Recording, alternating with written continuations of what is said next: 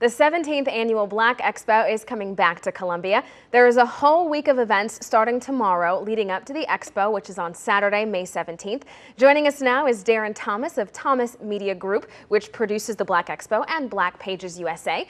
Also, Jaquetta Chapman with the group Mothers of Black Boys, and Jimmy Wright with the Concerned Black Men organization. Thank you all for joining me this morning. Thanks for having us. Now, Darren, a whole week of events. Take us through the lineup. Let's see. We kicked the week off Monday. It's our annual Young Gifted and Black event, which is targeted young professionals in the area. On Tuesday night, it's our Power of Praise. We're partnering with First Nazareth Baptist Church here in Columbia. And historically for us, this has been an event where we partner with youth ministries or the young adult ministries with a lot of our faith partners in the community for young people to express their faith. We skip a night, and then on to Thursday is our business summit, which starts that luncheon. It's a luncheon that day.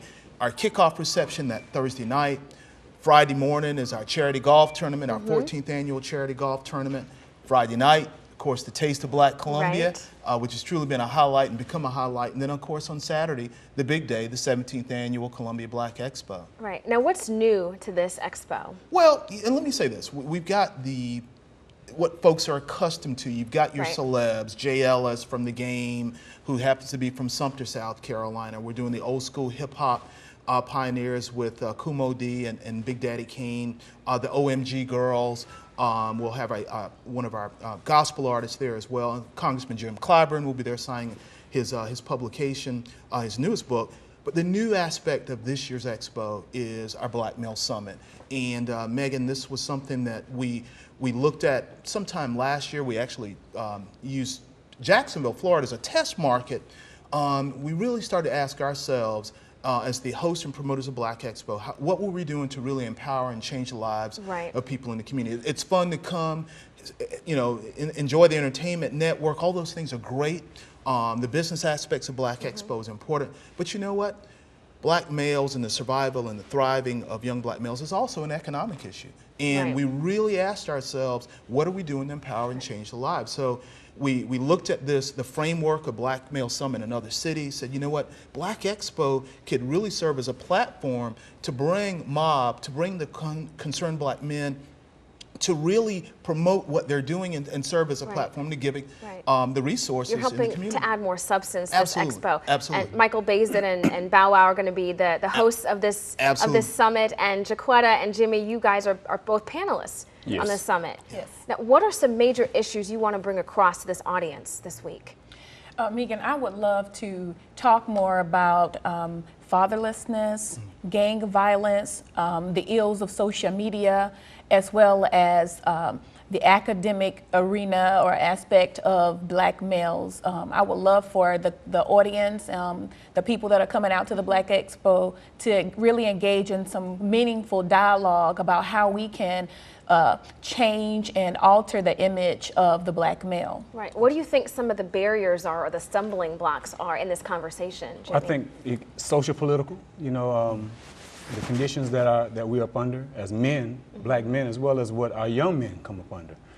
So if we don't understand the social political aspects of that and what that looks like for us, then you never really get down to the baseline, to the foundation of where we need to be. Right. And so that's what we're looking at. And a lot of times it's about the rhetoric. We talk about what needs to be done, but how do we actually turn this into action?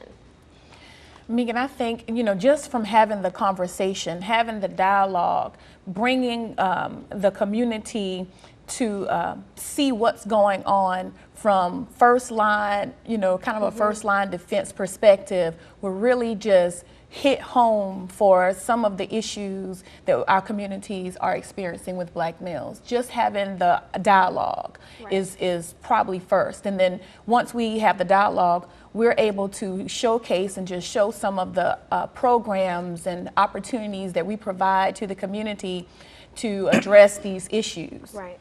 Now, Darren, you want everyone to have a good time, enjoy themselves, come on out, but what's the takeaway you want them to leave with? Well, let me say this. There are a couple of things, and Jaquetta and Jimmy are right. When we had this very similar platform in Charleston, we also used it as a platform to get rid of some of the misnomers out there, that there are more black men in prison than there is in college. That is so untrue. That's true. It's almost 3 times as many African American men in college, according to the latest statistics, as are there incarcerated. But we don't focus on that as much. Absolutely. We hear the negative. The one big thing, and with the help of Jimmy and Jaquetta and so many others, we're putting together a black male survival guide that will be disseminated at Black Expo for all of our attendees. You know, you may not have a challenge right now. I was just telling Jaquetta and Jimmy, you know, there are things that I'm dealing with my 14 and 13-year-old that were unimaginable to me just 6 months ago. Things that I'm having to really force the conversation, talk them through, helping them to make life, just quality decisions. Well, you know, if I'm plagued with an issue now that maybe Jimmy and Jaquetta or some of our other panelists might be able to help me address. Can reach those issues. Absolutely, absolutely. It's a great platform to really start this, or I should say continue this dialogue. Absolutely, absolutely. Well, thank you all so much for being with us this morning. Thanks for having us. We're going to have ticket information, we're going to have the schedule of events all on our Awareness Facebook page. When Awareness returns, I spent some time in the kitchen with a caterer showing off her culinary skills ahead of the Taste of Black Columbia, and we put a spin on a Southern classic.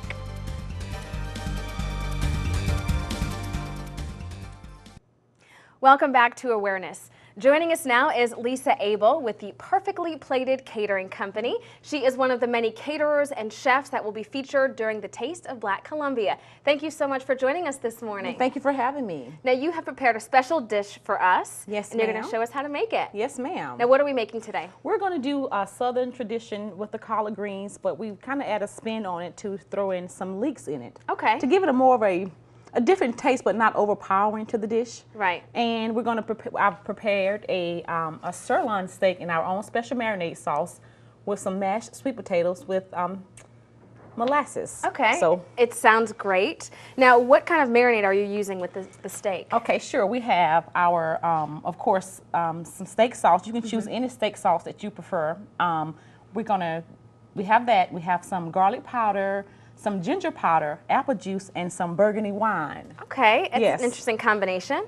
Yes. And so what's our first step? What do we do? Okay, first we're going to do, I like to tell people it's good you can prepare this in advance. So it kind of saves time when you're working all day trying to get home and get things settled. We're all busy. Yes. This is our, we have a cup of apple juice, a half a cup of our burgundy wine, steak sauce, and we have about a half a teaspoon of ginger, and a tablespoon of garlic powder. Okay. Okay.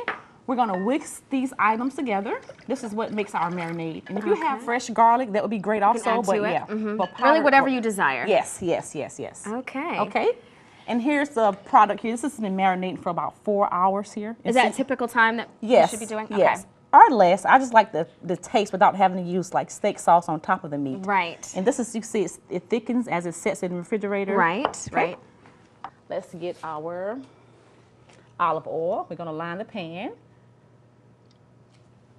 Okay. Excuse me one second. The tongs? Yes, please. Thank you. I can be your assistant. Thank you. Thank you. Thank you. Okay. Okay. We're going to set that on there. All right. All right. Excuse me one second, Neva. There. Okay. I like to turn the sides over rather quickly. That way it won't get burned and cooked too fast. But just kind of let it cook. So we're going to turn it down here. And while that is cooking, we're going to move over here to the collard greens and the leeks. Okay. Same thing again. We're going to add a little bit of extra virgin olive oil.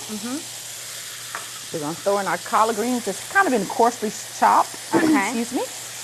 Okay. You keep a little bit of the stem. Yes, ma'am. Yes, ma'am. They make them pre-packaged like this, so it's much easier than cutting like your grandmother used to do, so to speak. Sure. Okay. We're going to throw in our coarsely chopped leeks. And here's a secret to this recipe. Few red pepper flakes. Okay. Give it a little bit of bite. Yes, ma'am, it does. It does. And you can add more. One important thing about this dish, you don't want to add salt. Because once it cooks down a little bit more, we add a chicken broth inside of it.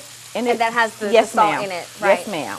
Now, is this your first time with the Taste of Black Columbia? Yes, it is. Yes, it is. And why did you decide to take part? I wanted to get more exposure for my business and just to meet and make contact with other people. Right. And this will be a gathering of a bunch of small business owners. You yourself obviously are one. Yes. And why did you decide to take that leap? And what have been some of your challenges in getting started? Okay, I've always had a passion for cooking. Since I was a younger girl, like 12 years old, I've always had a passion for cooking and never know what direction to go in. It took me 2 college degrees and student loan debt to figure out what I wanted to do in life. Excuse me one second. And some of the challenges I would say for me has been marketing myself and the business. And just trying to make those contacts. And well, obviously you'll be doing that at the Taste of Black Columbia this week. Yes, ma'am. And so this is cooking down a little bit. Yes, I just added the chicken broth in. Okay. Let's take a look at the finished product. Okay, sure. Okay. Start to finish, about how long did it take to prepare that meal? Honestly, if you do your prep work in advance, about 20 minutes, honestly. And this is the finished product. Okay. Wow, this looks excellent. And that's the garlic, the sweet potatoes. Right, on the side. And how do people prepare those quickly? We bake the sweet potato in the oven. A little bit of cinnamon, molasses, about 1/2 tablespoon of molasses, and we add some melted butter here. Oh, great. And you mix it all together. Okay.